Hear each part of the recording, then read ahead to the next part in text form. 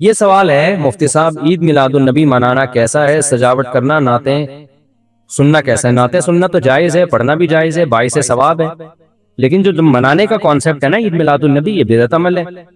نبی صلی اللہ علیہ وسلم کے دور میں ہر سال ربیع الاول آیا، کہیں ایک ضعیف روایت بھی نہیں ہے کہ آپ نے منایا ہو، یا صحابہ کا دور آیا تو صحابہ نے منایا ہو، کوئی ایک ضعیف روایت بھی نہیں ملتی، اور نہ تابعین نے منایا، نہ ائمہ مجتہدین نے، نہ محدثین نے، کہیں بھی نہیں ہے۔ اس سال خوشی ہوتی ہے، پھر اگلے سال اس مہینے میں آنے میں تھوڑی خوشی ہوتی ہے بھائی، ورنہ میرے تو 15 ماشاءاللہ، پونے 15 سے 15 سمجھ لیں آپ، بچے الحمدللہ اللہ برکت دے، تو اور وہ ہر مہینے میں کوئی نہ کوئی بچہ مارکیٹ میں آیا ہے، جنوری میں بھی کچھ آئے ہیں، کچھ فروری میں آئے ہیں، کچھ مارچ میں آئے ہیں، تو کیا مجھے جنوری میں بھی خوشی ہوتی ہے، مجھے فروری میں بھی خوشی ہوتی ہے، مجھے مارچ میں بھی خوشی ہوتی ہے؟ مجھے اس وقت خوشی ہوتی ہے جب نیا ورژن مارکیٹ میں آتا ہے، جب اطلاع ملتی ہے خیر خیریت سے اللہ نے ایک اور بیٹا یا بیٹی دے دی، اس وقت میں خوش بھی ہوتا ہوں، عقیقے کی بھی کوشش کرتا ہوں، مبارک باتیں لیتا بھی ہوں، مبارک باتیں پارسل کرتا بھی ہوں۔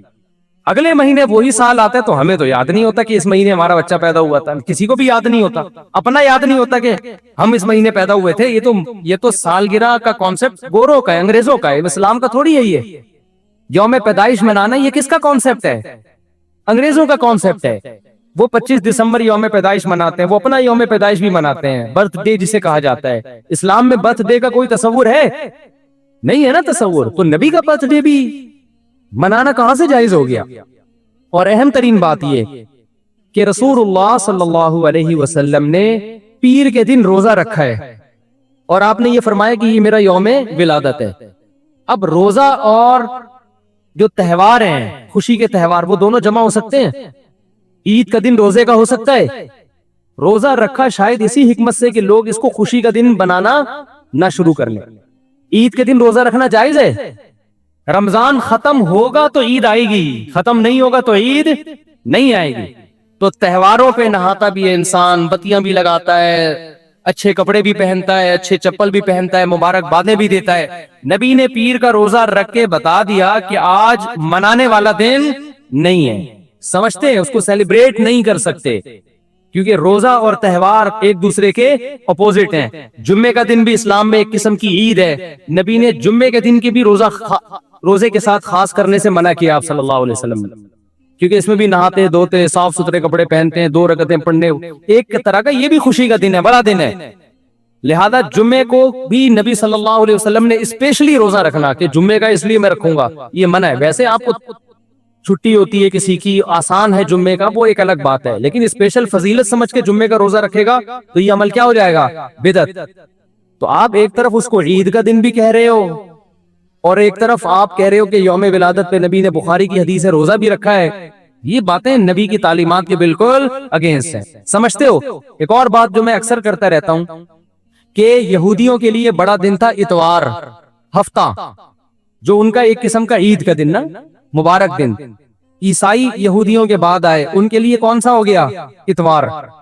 چرچ جاتے ہیں نا، اور بڑا دن ان کے لیے اتوار ہے نا، تو ہم عیسائیوں کے بعد آئے تو ہمارے لیے پیر ہونا چاہیے تھا، لیکن اسلام نے پیر نہیں، حالانکہ وہ تو نبی کا یوم ولادت بھی ہے، تو وہ تو بطریق اولا ہونا چاہیے تھا، لیکن اسلام نے کیا کر دیا؟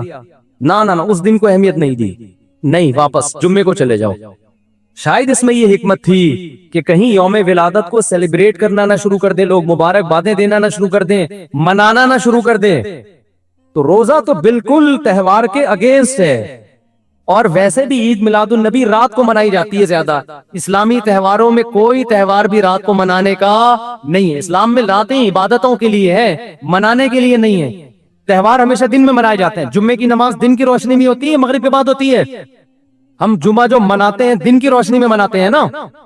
عید الفطر کب مناتے ہیں؟ مغرب کے بعد، نہا دھو کے تیار ہو کے گلے ملتے ہیں، یہ صبح کے وقت۔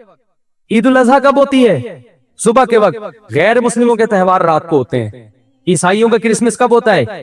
رات کو۔ رات کو سارے آپ عیسائی دیکھ لیں گے وہ چمک دھمک کے جا رہے ہوں گے، اور صحیح ہے نا۔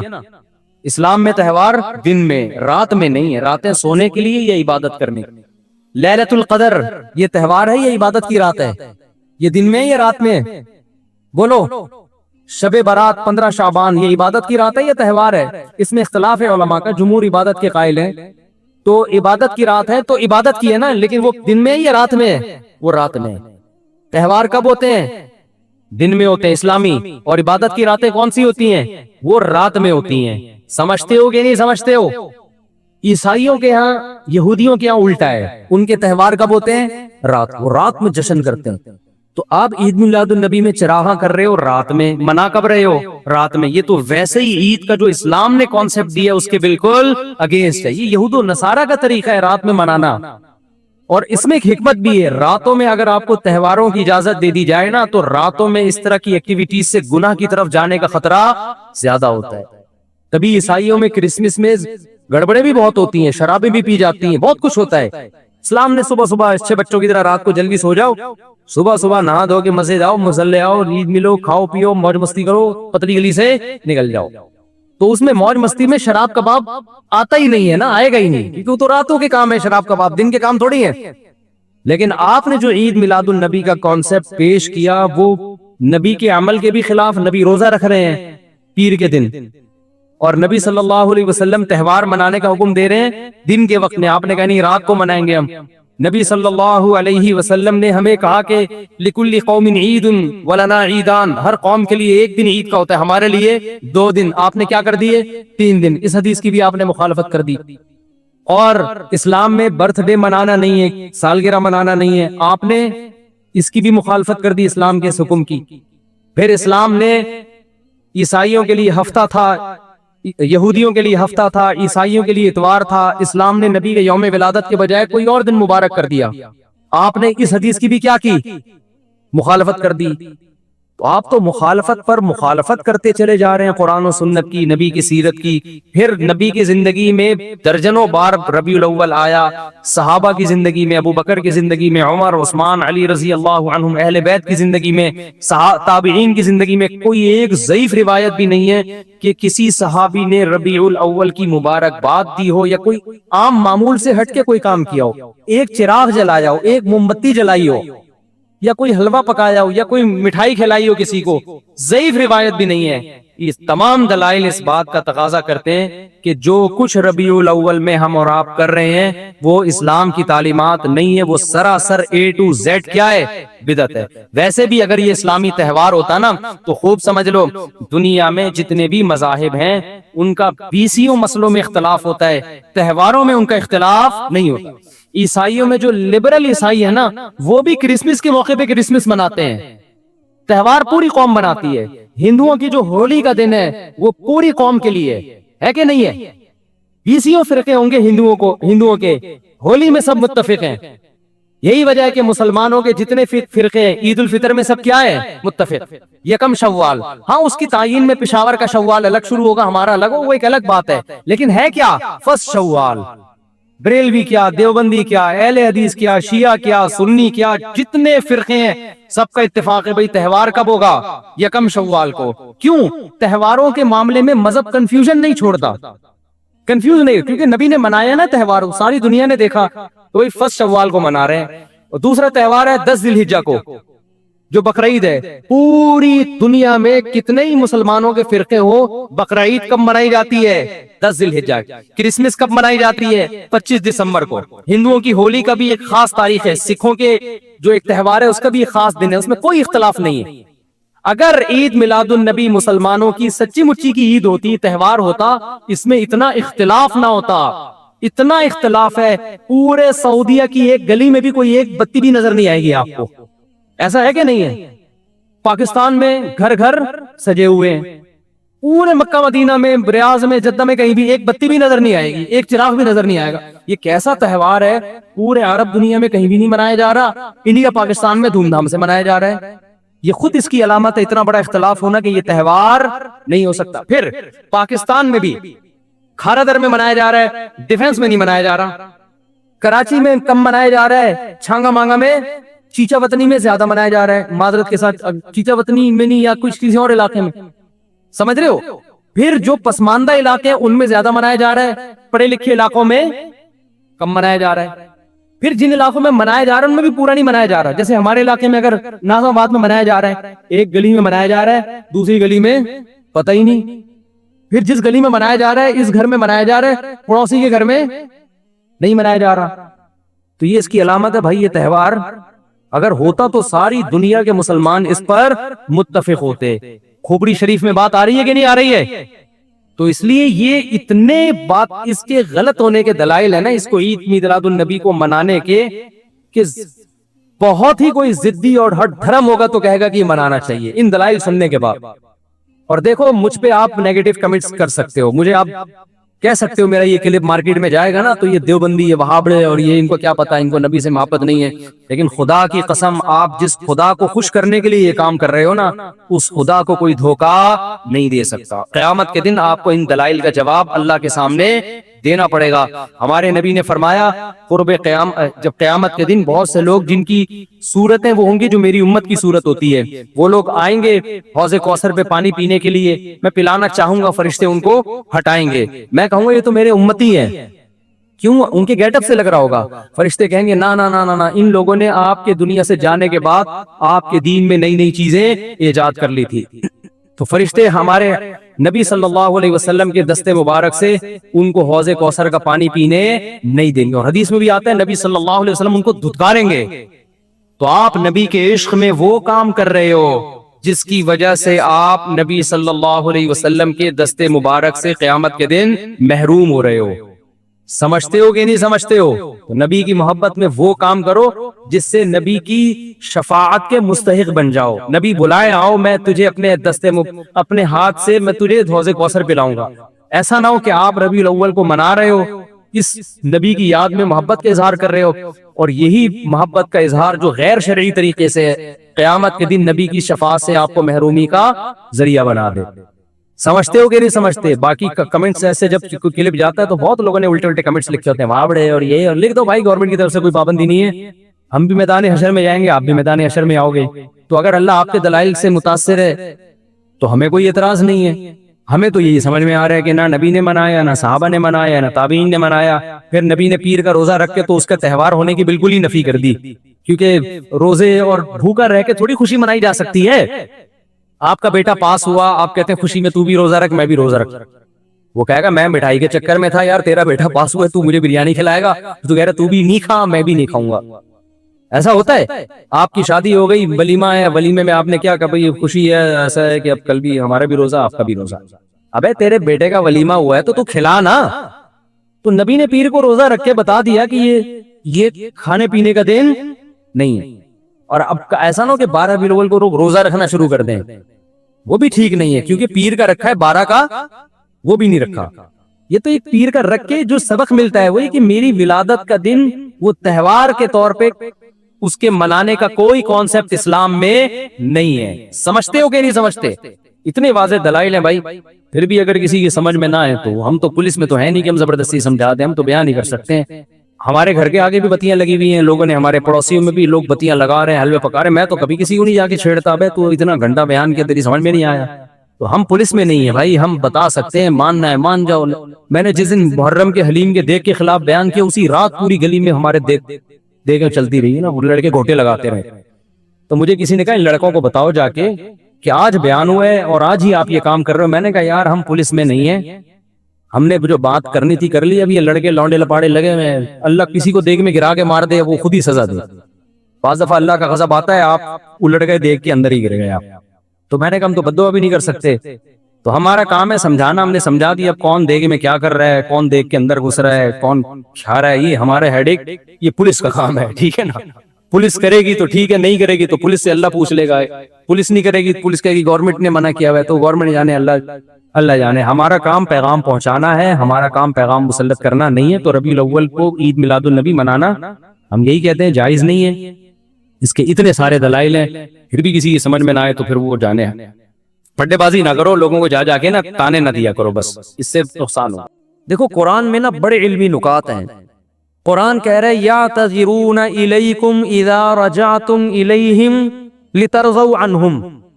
قرآن کہہ لترضوا عنہم ہے لترضوا عنہم، کوئی حافظ نہیں بیٹھا ہوا. لترضوا عنہم فإن ترضوا عنہم فإن اللہ لا یرضى عن القوم الفاسقین. اے نبی جب آپ غزوہ تبوک سے واپس پہنچیں گے تو یہ جھوٹی قسمیں اٹھائیں گے تاکہ آپ ان سے راضی ہو جائیں، خوش ہو جائیں. اگر آپ خوش ہو بھی گئے اللہ پھر بھی خوش بولو نہیں ہوگا.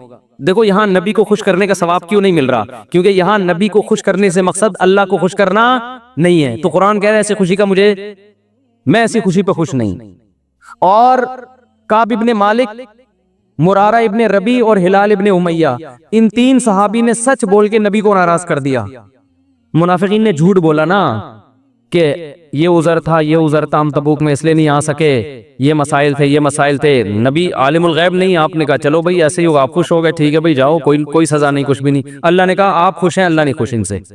دوسری طرف منافقین جو مخلص صحابہ تھے 3، کعب ابن مالک، مرارہ ابن ربی، ہلال ابن امیہ، یہ 3 صحابی نے سچ بولا. یا رسول اللہ کوئی عذر نہیں تھا، بس ہم سستی کی وجہ سے پیچھے رہے، کوئی عذر نہیں، جانا چاہیے تھا، ہم پہ فرض تھا، لیکن باغ پک چکے تھے، سب کچھ تیار تھا، پھر بھی نہیں گئے، کوئی عذر نہیں ہے. سچ بولا نا، نبی غضبناک ہو گئے. نبی کیا ہو گئے؟ اس لیے نہیں کہ سچ بولا ہے، اس لیے کہ جب کوئی عذر نہیں تھا تو پیچھے رہنے کا کوئی جواز بنتا نہیں. آپ نے فرمایا قم، جاؤ یہاں سے، حتی یقضی اللہ فیکم، اللہ فیصلہ کرے گا تمہارے بارے میں.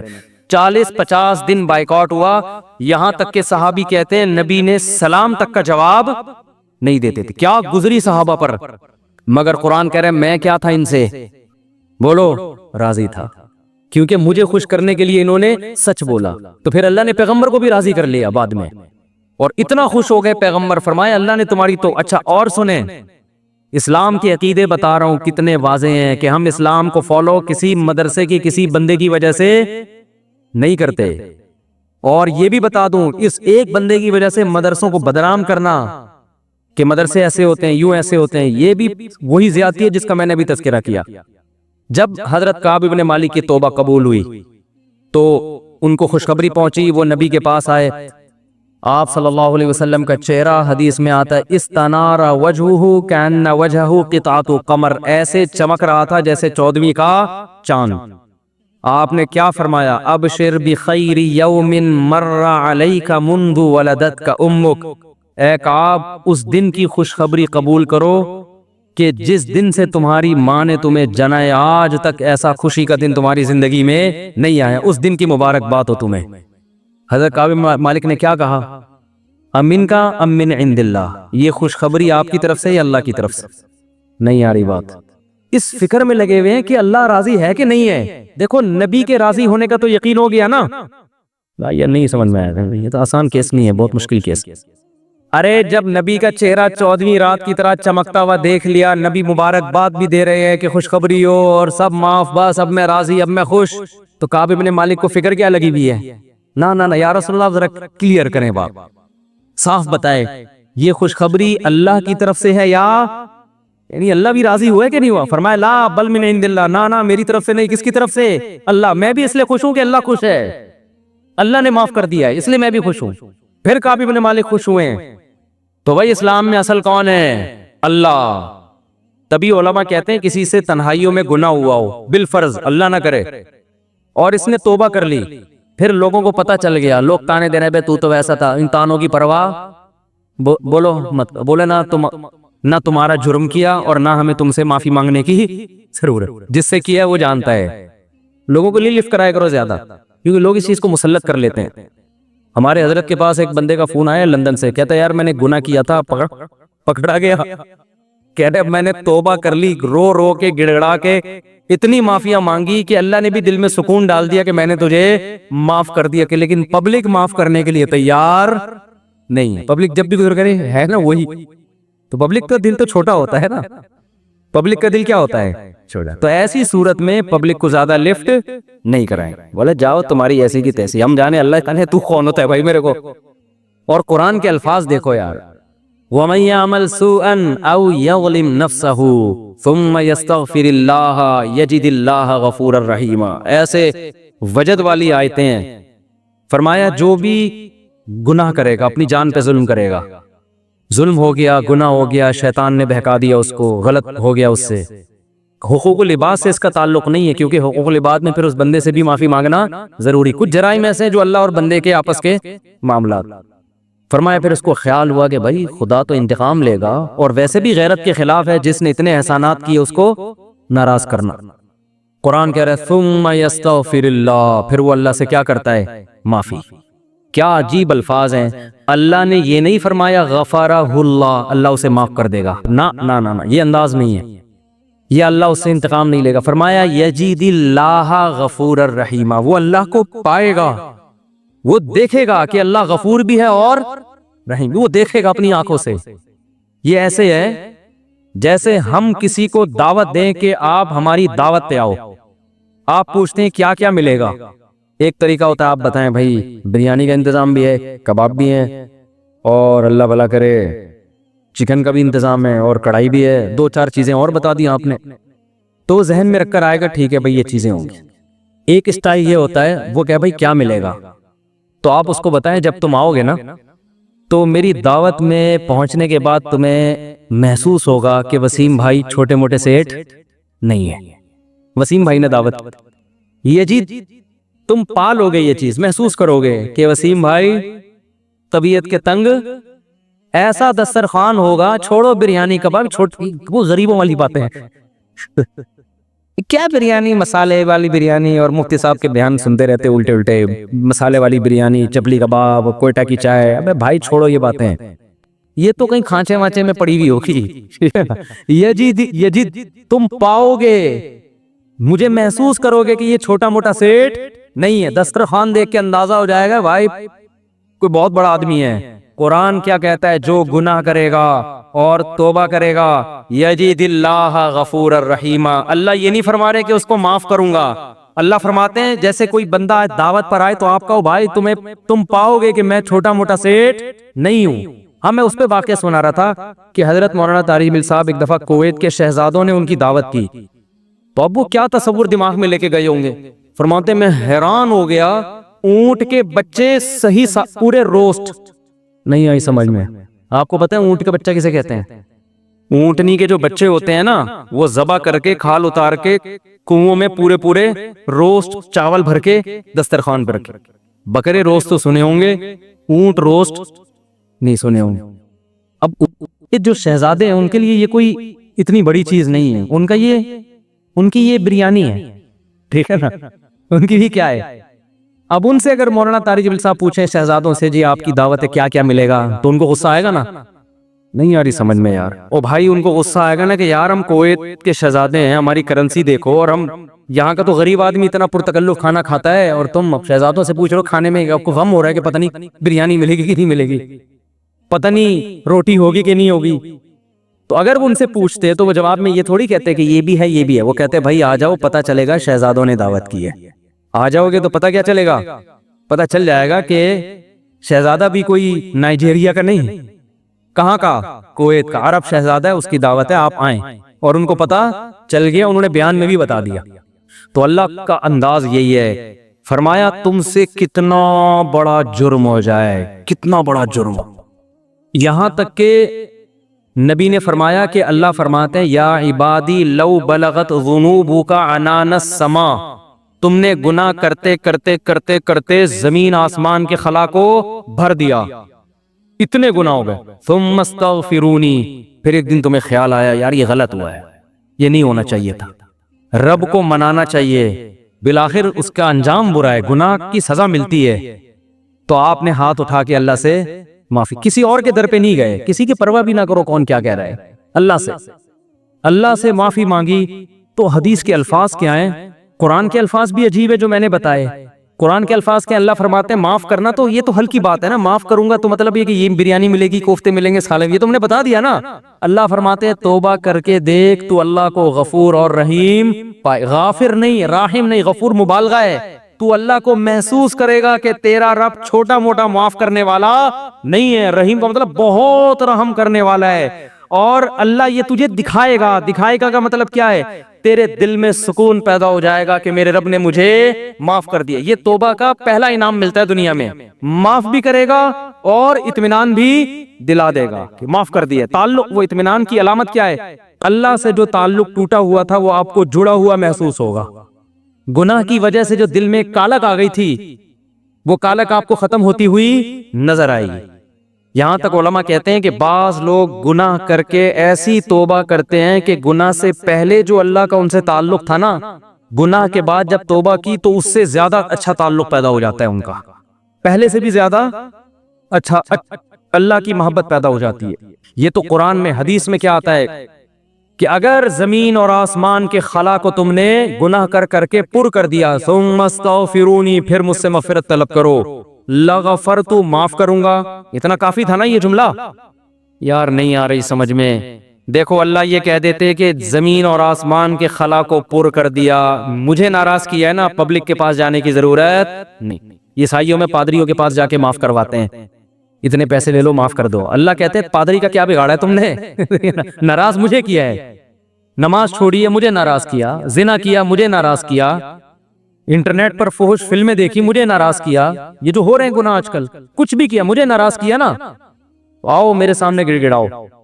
تو اللہ کیا کہتے ہیں؟ زمین اور آسمان کے خلا کو پر کر دیا، پھر مجھ سے معافی مانگو گے، معاف کروں گا۔ کافی ہے نا، بس کر دیا معاف۔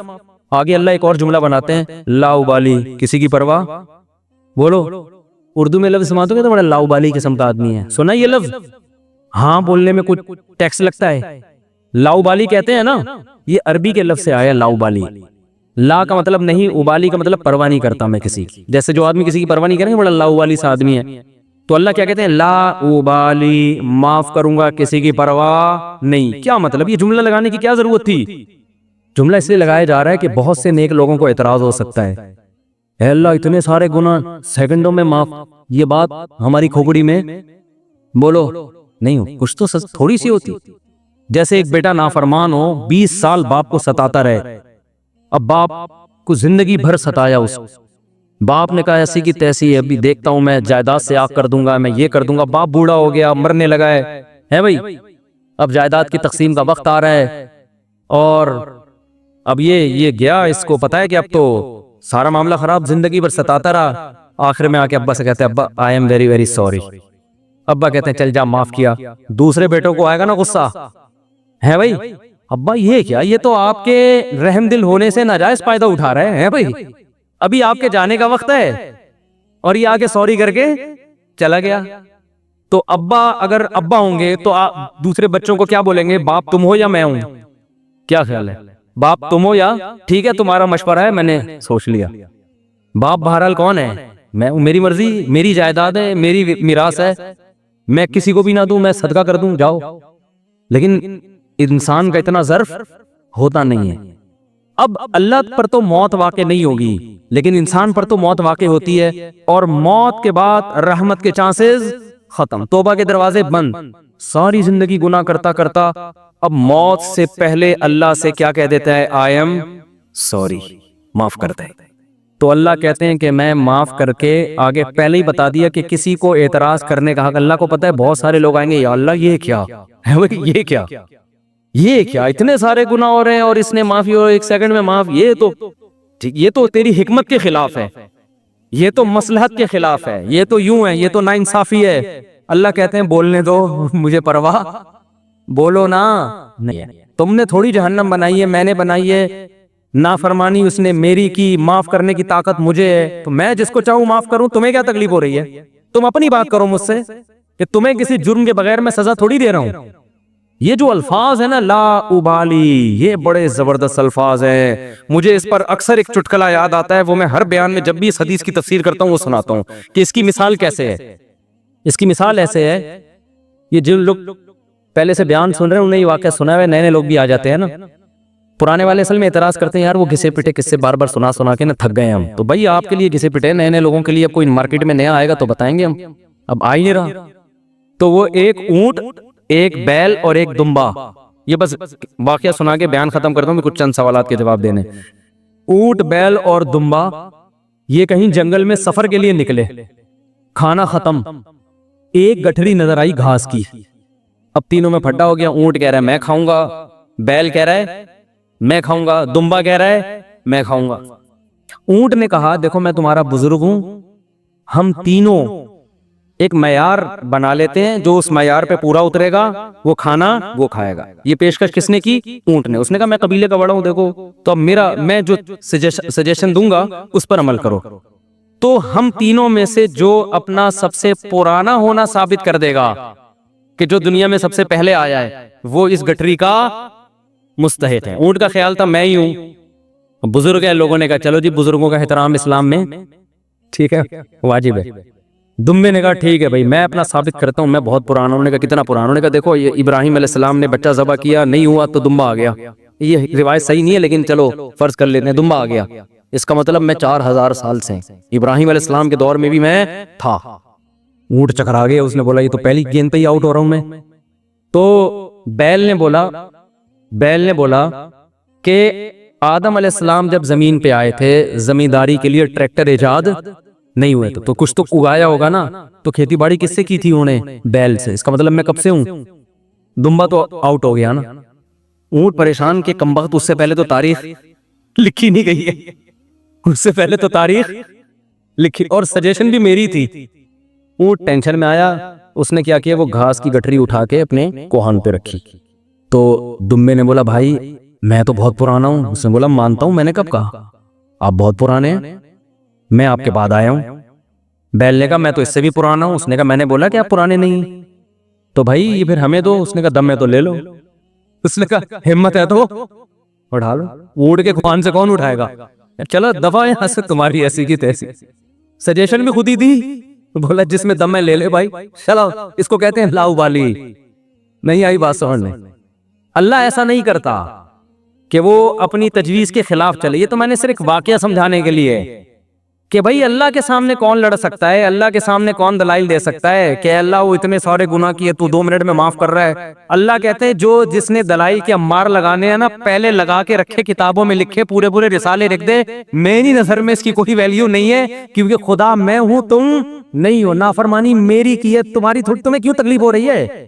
یغفر لمن یشاء ویعذب من یشاء، جس کو چاہوں گا معاف کروں گا، جس کو چاہوں گا عذاب دوں گا۔ یہ اللہ نے اپنے ہاتھ میں رکھا ہے تاکہ جب کوئی گناہ کرے تو گڑگڑائے کس کے سامنے؟ اللہ کے سامنے۔ ہمیں پتا ہے کہ اللہ کے سوا معاف کرنے والا کوئی بھی نہیں ہے، معافی کا اختیار اللہ کے ہاتھ میں، سزا کا اختیار اللہ کے ہاتھ میں۔ تو میں اس لیے کرا رہا ہوں کہ مخلوق کو زیادہ لفٹ کرانے کی ضرورت نہیں ہے۔ لوگ مجھے کہتے ہیں ہم سے گناہ ہو گیا، فلاں نے کہا یوں ہے یوں ہے، میں کہتا ہوں بھائی تو کون ہوتا ہے؟ تو میرا باپ ہے، تو میرا ماموں ہے، تو کیوں پوچھ رہا ہے؟ میں جانوں اللہ جانے، تیرا کیا مسئلہ ہے بھائی؟ اور یہ بات سے بات چل پڑی ہے، شادی کے بعد عورتوں میں یہ بہت بڑا مرض ہے، اپنے پرانے قصے، پرانی غلطیاں میاں کے سامنے ظاہر کر دیتی ہیں ان کو اعتماد میں لینے کے لیے۔ جتنے اللہ نہ کرے بعض خواتین کے ساتھ ہمیشہ نہیں ہوتا، ستار بھائی وسیم، ستار کو چھوڑو یار نیک آدمی ہے، کوئی بھی چکر ان کے چلے ہوتے ہیں تو وہ اپنے شوہر کو اعتماد میں لینے کے لیے کہ میں آپ سے دیکھیے آج میں آپ سے اپنے دل کی کچھ باتیں شیئر کرنا چاہتی ہوں، دل کی کچھ باتیں شیئر کرنا چاہتی ہیں۔ کیا شیئر کرنا چاہتی ہیں جی؟ دیکھیے اب ہم دونوں ایک دوسرے کے شریک حیات ہیں، میں نہیں چاہتی کچھ آپ سے چھپا رہے، آپ سے پہلے میری ایک جگہ اور بھی شادی ہو چکی ہے، چھپ کے ہوا تھا نکاح، یہ ہو رہا ہے، پھر وہاں بھی ہوئی تھی، BA بھی ہوا، پھر اس سے چکر چلا، لیکن میں نے توبہ کر لی تھی۔ اور تم اس کو کیوں بتا رہی ہو؟ تم تو چھوڑو، وہ انسان ہے بھائی، وہ اس کے دل میں بدگمانی ایک بال آ گیا قیامت تک وہ بال نہیں نکلے گا۔ چھوڑو تمہارا ماضی کیا گزرا، اس کو بولو بھائی میں بہت نیک گھرانے میں پیدا ہوئی ہوں، بہت نیک ہوں، اسی طرح قبول ہو، ٹھیک ہے؟ نہیں تو میاں تفتیش کر رہے ہوتے ہیں گھس گھس کے، موبائل میں تفتیش کر رہے ہوتے ہیں گھس گھس کے، تو یہ کس نے اجازت دی آپ کو تفتیش کرنے کی بھائی؟ اسی طرح عورت شوہر سے بھی نہ پوچھے، پرانے وہ بھی مکھنچو بیٹھ کے اپنے پرانے قصے سنا رہا ہوتا ہے، اس کو بھی اعتماد کیا ہو جاتا ہے؟ جو اللہ نے جس گناہ پہ پردہ ڈالا، آپ خود اگر اس کو ظاہر کر رہے ہو تو آپ سے بڑا بے وقوف دنیا میں کوئی بھی نہیں۔ ایک عورت نے مجھے بتایا کہ میرے شوہر کو مجھ پہ شک ہوا، اس نے ماضی شادی سے پہلے، دیکھو شادی کے بعد کی بات ہے، شادی سے پہلے کیا ہوتا رہا چھوڑو اس کو، ٹٹولا بالآخر میں نے اگل دیا جی میرا کسی سے غلط تعلق تھا، میں نے توبہ کر لی۔ کہہ رہے جب بھی پھڈا ہوتا ہے کہتا تم ہو تو وہی نا، میں نے کہا غلطی آپ کی ہے، کیوں بتا رہی ہو بھائی؟ وہ 100 دفعہ بھی پوچھ رہے ہیں آپ کیوں بتا رہے ہو، کیوں بتا رہے ہو آپ اس کو؟ تو ہمارا تعلق کس سے ہونا چاہیے؟ ہم اللہ کے بندے ہیں، جرم اللہ کا تو توبہ بھی کس سے؟ اللہ کی۔ اور ایک اور بات سے بات نکلتی ہے، بعض خواتین کے ساتھ کوئی ایسا واقعہ ہو چکا ہوتا ہے کہ وہ کنواری نہیں رہتی، بعض دفعہ کوئی مسئلہ ہوتا ہے ان کے ساتھ، یا بعض دفعہ کوئی برائی ہو چکی ہوتی ہے جس سے وہ توبہ کر چکی ہوتی ہیں، وہ شادی کرتے ہوئے ڈر رہی ہوتی ہیں، تو ڈر رہی ہوتی ہیں کہ شوہر کو پتہ چلے گا، وہ کہے گا یہ تو کنواری نہیں ہے۔ تو وہ جب میں فون اٹھاتا تھا نا اس طرح کے مشورے بھی کہ ہم کیا شوہر کو بتا دیں، تو یہ حماقت نہیں کرنا، بھائی یہ تو کسی بھی طرح سے زائل ہو سکتا ہے، کسی بیماری سے بھی ہو سکتا ہے پردہ زائل، اور بھی 10 بعضوں کے پیدائشی نہیں ہوتا، تو ایسے موقع پہ جھوٹ بولنا بھی جائز ہے۔ نہیں آ رہی بات؟ عورت کے لیے جائز ہے کہ وہ شوہر سے بولو نا، جھوٹ بول دے، وہ یہ نہ بتائے کہ میں نے بدکاری کی ہے پھر توبہ کر لی ہے، یہ اتنی تفصیل میں جانے کی ضرورت نہیں ہے، وہ بول دے بھائی یہ پیدائشی نہیں ہے، یہ جھوٹ ہے۔ لیکن کیوں؟ وجہ اس کی یہ کہ اس کمبخت کو یہ تفتیش کی اجازت نہیں ہے کہ وہ پوچھے آپ سے۔ جو ماضی کے قصے ہیں وہ کیا ہیں؟ وہ ختم، وہ پرانے ہیں۔ تو جو ٹوہ میں لگتا ہے نا، ٹوہ میں گھستا ہے ایک دوسرے کی ٹوہ میں، اللہ اس کو کیا کرتے ہیں؟ رسوا کرتے ہیں۔ تو گناہ ہو جائے کس سے تعلق؟ اللہ سے۔ ہم عیسائی تھوڑی ہیں کہ پادریوں سے جا کے یا پنڈتوں سے جا کے اپنے گناہ شیئر کر رہے ہوں۔ مجھے بھی لوگ آ کے بتاتے ہیں، میں کہتا ہوں یار مجھے نہیں بتاؤ کیا ہوا ہے، میں بھی انسان ہوں۔ ہاں ایک صورت میں آپ بتائیں، جیسے کوئی مریض ڈاکٹر کو اپنی بیماری بتا رہا ہوتا ہے علاج کے لیے، تو کسی بزرگ سے، کسی عالم سے آپ کا تعلق ہے، آپ سمجھتے ہیں کہ اس سے میں مشورہ لے سکتا ہوں، اور مشورہ اس وقت تک نہیں لے سکتا جب تک میں اس کو اپنا پورا مرض بتاؤں نہیں، کہ میرے اندر کیا گناہ ہے جو میں چھوڑنا چاہتا ہوں مگر مجھ سے چھوٹتا نہیں۔ ایسی صورت میں پھر مجبوری ہے بتانے کی، تاکہ وہ اس کا کوئی علاج بتائے آپ۔ تو اس کا خیال کرنا چاہیے۔ یہ اللہ کا دین کتنا زبردست ہے، اللہ نے ہمیں بتا دیا گناہ سے بچنا کیسے، ہو جائے تو کرنا کیا ہے۔ تو ہمارا رب ہے غفور الرحیم، جب توبہ کرو گے اللہ کہتے ہیں میں بتا دوں گا کہ میں، لوگ معاف نہیں کرتے مگر میں معاف کر دیتا ہوں۔ فوج میں جب کمیشن آفیسر بھرتی ہونے کے لیے سلیکشن کا ٹائم آتا ہے، تو عام جو رنگروٹ ہوتا ہے نا فوجی، اس کی فزیکل فٹنس کو زیادہ فوکس کیا جاتا ہے جہاں تک ہماری نالج ہے۔ آفیسر کی مینٹلی فٹنس کو زیادہ فوکس کیا جاتا ہے۔ ISSP کا جو امتحان ہے اس میں آپ کے دماغ کا ٹیسٹ زیادہ لیا جاتا ہے، ایسے ایسے سوال پوچھے جاتے ہیں۔ ایک صاحب نے مجھے کہا ایئر فورس میں وہ کمیشن آفیسر بھرتی ہونے کے لیے گئے، انٹرویو میں ان سے پوچھا گیا کہ تمہاری کوئی بہن ہے؟ انہوں نے کہا ہاں ہے۔ کہا میں شادی کرنا چاہتا ہوں۔ جو خر دماغ ہوگا ایک دم کھوپڑی اس کی گھوم جائے گی نا، وہ تم نے مجھے یہاں فوج میں بھرتی کرنے کے لیے بلایا ہے یا بہنوں کے رشتے مانگنے؟ یہ کھوپڑی گھومنا اس کی علامت ہوتی ہے کہ یہ آفیسر بننے کے قابل۔ بولو نا یار کیا ہو گیا؟ یہ نہیں ہے، یہ پھر ہر جگہ کھوپڑی ہی گھومتی رہے گی اس کی۔ ادھر سے دشمن ملک کا جہاز آئے گا، اس کی کھوپڑی گھوم جائے گی، کوئی پلاننگ کے بغیر جا کے اس کو اڑا دے گا، پتہ چلا اور لینے کے دینے پڑ گئے۔ کھوپڑی اس کی گھومی، ایک جہاز کو ہٹ کرنا اس نے 25-30 ویسے ہی اڑا دیا۔ تو جس کی کھوپڑی گھومتی ہے وہ آفیسر بننے کے قابل۔ بولو، پاس سے بات نکلتی ہے کیا کروں۔ یہ میں انٹرویو بھی مکمل کروں گا، اس نے جواب کیا دیا آگے سے، بڑا خاندانی جواب دیا۔ جواب تھوڑی دیر بعد میں، تاکہ اس سے پہلے کی باتیں آپ لوگ پھر میری توجہ سے سن لیں۔ یہ خوب سمجھ لیں، کھوپڑی گھومتی ہے نا جس کی بات بات پر، وہ قیادت اور لیڈرشپ کے قابل نہیں ہوتا۔ خوب سمجھ لیں، اللہ نے مرد کو گھر کا لیڈر بنایا کہ نہیں بنایا؟ سربراہ بنایا کہ نہیں بنایا؟ اگر اس کی کھوپڑی گھوم رہی ہے نا بار بار، یہ گھر چلانے کے قابل نہیں ہے، یہ طلاقیں دے گا، گھر تباہ کرے گا۔ کل کا کیس ہے، ایک صاحب آئے اور بتایا کہ بہنوئی نے کھڑے کھڑے بہن کو 3 طلاقیں دے دی۔ لوگ پھر بیچارے ٹینشن میں ہوتے ہیں، رو رہے ہوتے ہیں، گھر تباہ ہو گیا بہن کا، سسٹر کا۔ میں نے ان کو تسلی دی، میں نے کہا دیکھو آپ کا جو بہنوئی ہے، بات ذرا سی تھی اور منہ پہ کنٹرول نہیں، یہ دھڑ دھڑ نکال دی۔ اب جو اسلام پہ اعتراض کرنے والے لوگ ہیں نا، وہ تو بڑے آرام سے اعتراض کر لیتے ہیں کہ یار اتنا ہنستا بستا گھر بچے، 3 لفظوں پہ اسلام نے اس کو ختم کر دیا، 3 لفظوں پہ۔ لیکن آپ کو پتہ ہے کہ اسلام کی حکمت کیا ہے اس میں؟ اسلام نے در حقیقت اس میں بتا دیا ہے کہ جو غصے میں زبان پہ کنٹرول نہیں کر سکتا، اس میں یہ ایبیلٹی، یہ قابلیت ہے ہی نہیں کہ وہ گھر چلا سکے۔ گھر چلانا برداشت والے لوگوں کا کام ہے۔ تبھی تو قرآن کہتا ہے کہ وَمَن يَتَّقِ اللَّهَ يَجْعَل لَّهُ مَخْرَجًا، جو اللہ سے ڈرتا ہے۔ ڈرتے کا مطلب ان آیتوں میں کیا ہے؟ زبان پہ غصے کے وقت کنٹرول کرتا ہے، دھڑ دھڑ طلاقیں نہیں نکالتا۔ اللہ اس کے لیے مصیبتوں سے نکلنے کے راستے رکھتے ہیں. جو نہیں ڈرتا اللہ سے, بریکیں فیل ہیں اس کی, تو وہ اپنی جان پہ ظلم کرتے ہیں. تو میں نے ان سے کہا جس آدمی کو غصے میں اپنی زبان پہ اتنا بھی کنٹرول نہیں ہے کہ دھڑ دھڑ طلاقیں نکال دیں, کل اس سے کیا توقع کی جا سکتی ہے؟ کل وہ اس کا سر بھی پھاڑ سکتا ہے. آج بڑے آرام سے طلاقیں دے کے کہہ دیتے ہیں یار میں غصے میں پاگل ہو گیا تھا.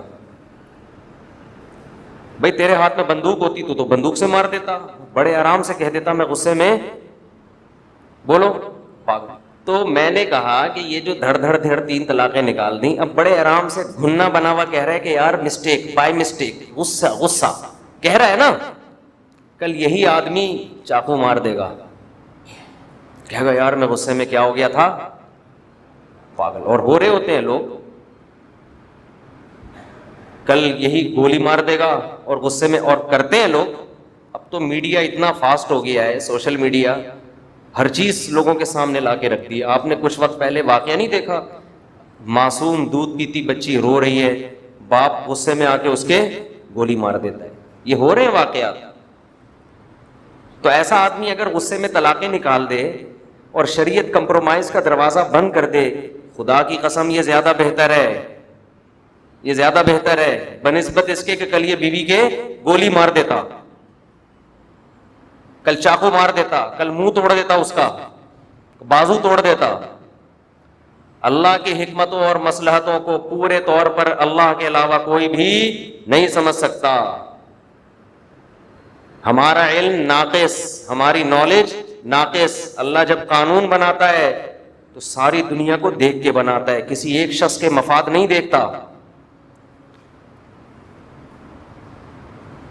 اللہ میاں نے جو مرد کو گھر کا سربراہ بنایا اور اسے 3 فائر چیمبر میں ڈال کے دے دیے کہ اسی سے پتہ چل جائے گا کہ تو گھر بسا سکتا ہے یا نہیں بسا سکتا. اور یہ رائٹ عورت کو نہیں دیا کیونکہ وہ جذباتی ہوتی ہیں. ان کو اگر یہ رائٹ دے دیا جاتا نا دھڑ دھڑ طلاقیں, تو ہم سارے بیوہ ہو کے بیٹھے ہوئے ہوتے ابھی. حقیقت عورت کی یہ نیچر ہے, یہ ماہر نفسیات کہتے ہیں, صرف اسلام نہیں کہتا. وہ غصے میں ایک دم ہائپر ہوتی ہے. یقین نہ آئے خواتین کو غصہ آتا ہے جب میں ایسی باتیں کرتا ہوں, کیوں ہائپر ہوتے ہیں, ہم تو برداشت ہے. بھائی دیکھو, رونا پہلے کس کو آتا ہے؟ عورت کو آتا ہے. اس کا مطلب آپ ہائپر زیادہ ہیں اور زیادہ رونا آتا ہے, اور وہ ختم بھی جلدی ہوتا ہے. میت پہ آپ دیکھ لیں, باپ کا انتقال جب ہو جائے تو بیٹیاں زیادہ رو رہی ہوتی ہیں, بیٹے کم. لیکن تھوڑے دنوں کے بعد آپ دیکھیں گے, عام طور پہ قاعدہ کلیہ نہیں ہے, بیٹے غم جلدی بھولتے نہیں ہیں, بیٹیاں جلدی بھول جاتی ہیں. یہ اللہ کا بنایا ہوا نظام ہے, اسی میں خیر ہے.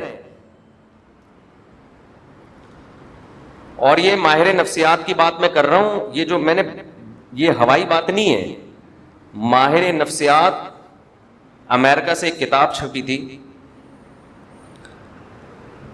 وہ وہاں کی ماہر نفسیات ڈاکٹرز نے لکھی تھی. ہمارے دوست کہتے ہیں آپ کتاب کا حوالہ دے دیا کرو, آپ نام بتا دیا کرو اس ڈاکٹر کا, اس سے بیان میں جان پیدا ہو جائے گی. اصل میں بات یہ ہوتی ہے کہ اس ٹاپک پر بات کرنے کے لیے تو میں بیٹھا نہیں تھا نا. اگر میں نے پہلے سے یہ ٹاپک سیلیکٹ کیا ہوتا تو میں نام بھی دیکھ کے آتا, کیونکہ وہ کتاب پڑھے ہوئے بھی ہم کو 15-20 سال ہو گئے. تو یہ بات تو درمیان میں ضمناً آ جاتی ہے, تو اس لیے نہ مجھے ڈاکٹر کا نام یاد ہے نہ اس کتاب کا نام. تو کوئی پوچھے گا تو تحقیق کر کے پھر ہم بتا دیں گے یہ کتاب تھی. یعنی آپ یہ نہیں کہہ سکتے کہ یہ تو کسی کتاب میں نہیں لکھا, یہ جو میں بات کر رہا ہوں یہ کسی کتاب میں لکھا ہے. یہ نہیں آپ کہہ سکتے کہ مفتی صاحب آپ جو باتیں کر رہے ہیں یہ تو کسی کتاب میں نہیں لکھا, یہ کسی کتاب میں لکھا ہوا ہے. تو ماہر نفسیات لیڈی ڈاکٹر USA یا UK کی, یہ اس کی رپورٹ ہے کہ عورت میں بھولنے کا عنصر مردوں کی نسبت زیادہ ہے. عورت غم کو بھی جلدی بھولتی ہے اور محبت کو بھی جلدی بھولتی ہے. قرآن حدیث تو کہتے ہیں یہ, لیکن لوگ قرآن حدیث کو کہاں مانتے ہیں, لبرل طبقہ. ماہر نفسیات کہتے ہیں یہ یہاں کے نہیں وہاں کے. انہوں نے مثال دی ہے کہ میاں بیوی میں جب سیپریشن ہوتی ہے نا, محبت اگر ہو تو مرد بیوی کو بہت عرصے یاد رکھتا ہے, عورت بہت جلدی بولو بھول جاتی ہے. وہ نئے میاں کے ساتھ ہنسی خوشی زندگی گزار رہی ہوتی, پرانا والا اس کو, وہ پرانے والے کو اپنی پرانی والی یاد آتی رہے گی بہت عرصے تک. یہ نیچر ہے, اور یہ اللہ نے نیچر بنائی ہے نظام کو چلانے کے لیے. اگر عورت بھی نہیں بھولتی نا تو پھر وہ نئے مرد سے وفا نہیں کرتی. اللہ نے اس کی فطرت یہ بنائی ہے کہ چھوڑ دیا نا اس نے, تھوڑے دن رو دو پھر بھول جاؤ اس کو. نیا والا اگر وہ پرانے والے کو یاد کر رہی ہوتی تو نئے والے کو غصہ نہیں آتا, پھر مجھ سے شادی کرنے کی ضرورت کیا تھی جب پرانا اتنا اچھا تھا نا. یہاں نئے والے بھی بیٹھے ہوں گے, کچھ پرانے والے بیٹھے ہوں گے. تو یہ اللہ نے بنایا اس کو کہ بھائی تم جو ہے اس سے دل لگاؤ. پرانے والے کو تو اللہ نے اس کی نیچر ایسی بنائی ہے. پھر کمزور ہے تو اس پہ زیادہ بوجھ نہیں ڈالا. اگر وہ زیادہ یاد رکھے گی تو ٹینشن میں جائے گی نا, ٹینشن میں جائے گی, تو اس لیے وہ ہائپر ہوتی ہیں بہت جلدی. تو سب نہیں ہوتی جو بیان سن رہی ہیں, وہ بہت ماشاءاللہ ان میں تو آپ کو پتہ ہے جذبات کنٹرول میں. اور جو مرد میرا بیان سن رہے ہیں ان کی بات کر رہا ہوں, بہت اچھے ہیں. جو نہیں سن رہے وہ ہائپر ہو جاتے ہیں. تو خیر اصل بات جو میں یہ عرض کر رہا تھا کہ جو جلدی سے ہائپر ہونا, ایک دم ٹھا ٹھا ایک دم پاگل ہو جانا, سبھی ہوتے ہیں, ہم بھی ہو جاتے ہیں. ہم کوئی بہت زیادہ نیک نہیں ہے, ہم تو اس لیے بیان کر رہے ہیں کہ تاکہ اللہ ہمیں بھی توفیق عطا فرمائے. کئی دفعہ تو ہم نے ہائپر پنے کے خلاف بیان کیا ہے اور گھر جا کے ہم خود ہائپر ہو گئے. کھانا نہیں ملا, یہ کوئی ایسی بات کہتی, میں نے بتایا تھا نا, میں واش روم سے نکلا, الماری کا دروازہ کھولا ہوا تھا, میرا سر ٹکرا گیا. میں نے گھر میں بچوں سے کہا کہ بھائی یہ بیٹا کس نے الماری کھولی ہوئی ہے, سر ٹکرا گیا. GHQ سے فوراً رپلائی آیا کہ انسان کو خود بھی دیکھنا چاہیے. تو بچوں نے اگر غلطی کر بھی دی ہے تو آنکھیں تو الحمدللہ ہماری کھلی ہوئی ہیں, تو GHQ تو آپ کو پتہ ہے فوراً رپلائی کرتا ہے, آرمی فوراً ایکشن لیتی ہے.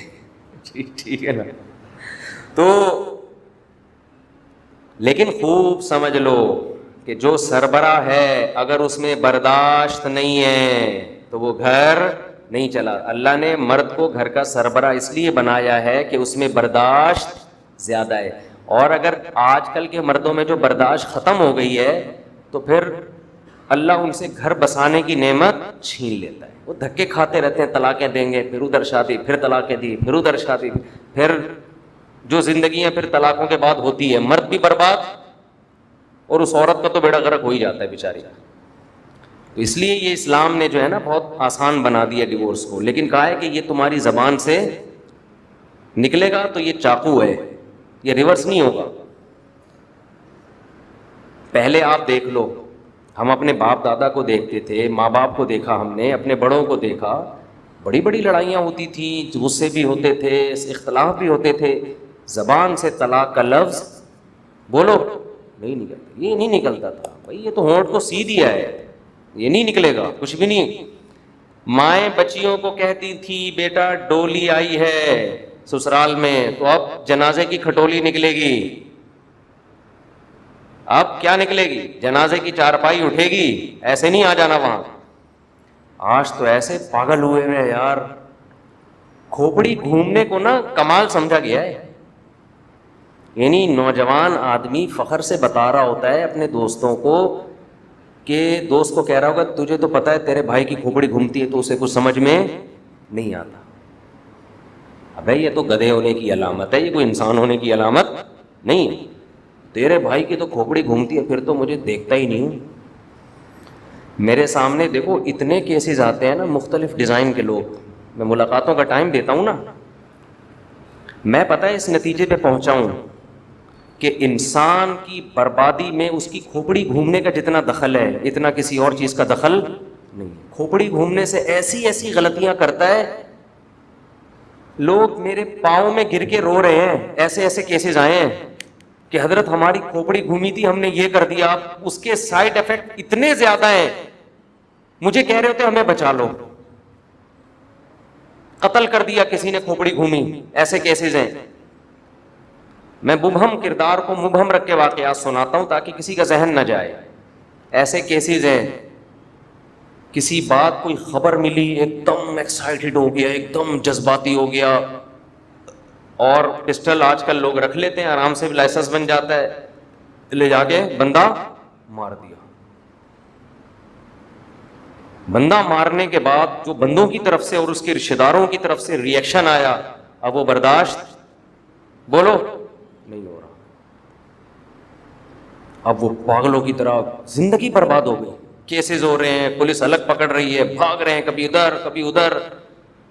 اب سوچ رہے ہیں کہ یار اس وقت غصے میں قابو کر لیتے, جس بندے کو مارا اس کو مارنا بنتا تھا یا نہیں تھا یہ تو ایک الگ بحث ہے. آپ تو یہ دیکھو کہ مارنا اگر بنتا بھی ہے تو مارنے کے بعد جو ری ایکشن ہوگا وہ آپ برداشت کر سکتے ہو؟ وہ کیسے برداشت کرو گے آپ؟ آپ بس یہ دیکھ رہے کہ میں کام صحیح کر رہا ہوں. کام صحیح نہیں, کام کا آگے ری ایکٹ کیا ہوگا؟ تپڑ ہے آپ میں. طلاق میں بھی تو یہی ہوتا ہے. آپ یہ دیکھ رہے ہوتے ہیں اس بیوی کو میں طلاق دوں گا, یہ تو بالکل خراب ہے, اس کو فوراً دے دو. دینے کے بعد جو ری ایکشن ہوگا, آپ کے بچوں کا کیا ہوگا, آپ آگے مسائل کھڑے ہوں گے, دوسرا رشتہ آپ کو چاہیے, یہ ساری چیزوں پہ غور کر لیا. لیکن نہیں جی, آپ کہاں غور کرو گے؟ آپ تو وہ ہو کہ آپ کی کھوپڑی گھومتی ہے تو آپ کو کچھ نظر نہیں آتا. تو آپ اپنی کھوپڑی تو گھوم گئی ہے, اب جن کی نہیں گھومی بھی ان کی بھی لا کے سارا دن گھما رہا ہوگا بیٹھ.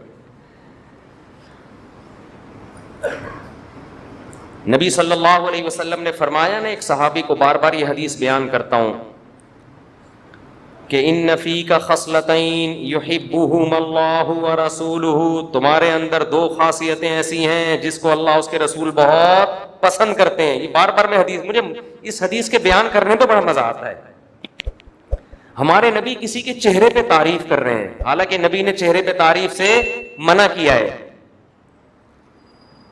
لیکن یہ اتنی پیاری صفات تھی ان صحابی کے اندر کہ نبی خود منع کرنے کے باوجود ان کے چہرے پہ تعریف کر رہے ہیں. بعض چیزیں ایسی ہوتی ہیں کہ عام قاعدے سے وہ مستثنی ہو جاتی ہیں. بھائی یہ تو ایسی خاندانی صفت ہے کہ یہ تو ہم بیان کریں گے تاکہ ان کی حوصلہ افزائی ہو, یہ چھوڑ نہ دیں.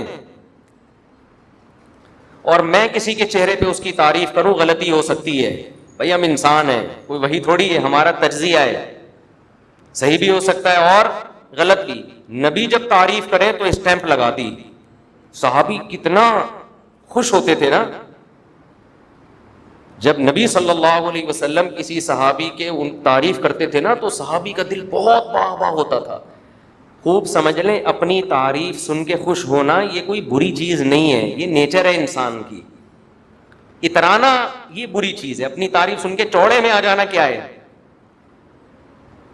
ابے بھائی, آپ جب آج کل کسی کے سامنے اس کی تعریف کرو نا, کہہ رہے میرے پہ کوئی اثر نہیں پڑتا, کہ کوئی میری تعریف کرے میری برائی کرے, اس کا مطلب تو گدھا ہے, تو انسان نہیں ہے. انسان پہ اثر پڑتا ہے, اس کی برائی کرو تو غصہ آئے گا, مطلب برا لگے گا اس کو, تعریف کرو تو اس کو خوشی.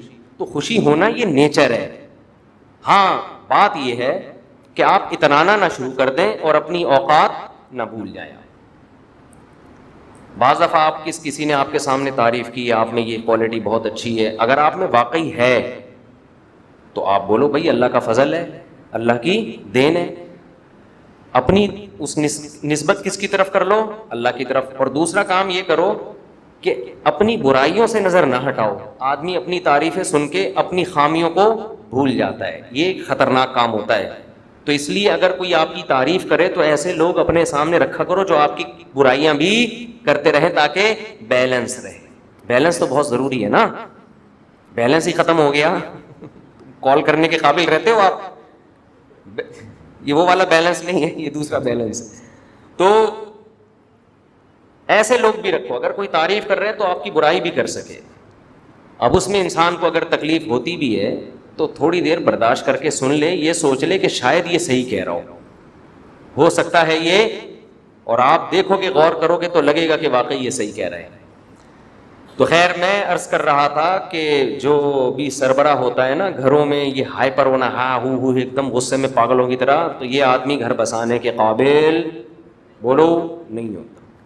اس لیے اللہ نے مرد کو ڈیورس کا حق بھی دیا, الفاظ بھی اس کو دے دیے زبان میں, اور اب کہہ دیا کہ یہ چلانا ہے, برداشت کرنا ہے. یہ طلاق کے الفاظ جذبات میں نکالنا خود اس کی علامت ہوگی کہ یہ آدمی گھر بسانے کے قابل نہیں ہے, یہ پاگل ہے. تو میں وہ ایئر فورس والے کا واقعہ سنا رہا تھا نا, ہمارے دوست اب پتہ نہیں کہاں غائب ہو گئے, مارکیٹ سے شارٹ ہو گئے وہ. تو انہوں نے کہا کہ انٹرویو کے دوران مجھ سے پوچھا کہ آپ کی کوئی سسٹر ہے؟ میں نے کہا ہے. کہہ رہے میں اس سے شادی کرنا چاہتا ہوں. ایسے موقع پہ آدمی کی کھوپڑی, اگر کھوپڑی گھوم جاتی نا اس کا سلیکشن نہیں ہوتا. کھوپڑی کیسے گھومتی؟ او بھائی کیا باتیں کر رہا ہے, پاگل ہو گیا ہے مجھے ایئر فورس میں بھرتی کرانے کے لیے آئے, میری بہن کی بارے میں باتیں کر رہے ہو.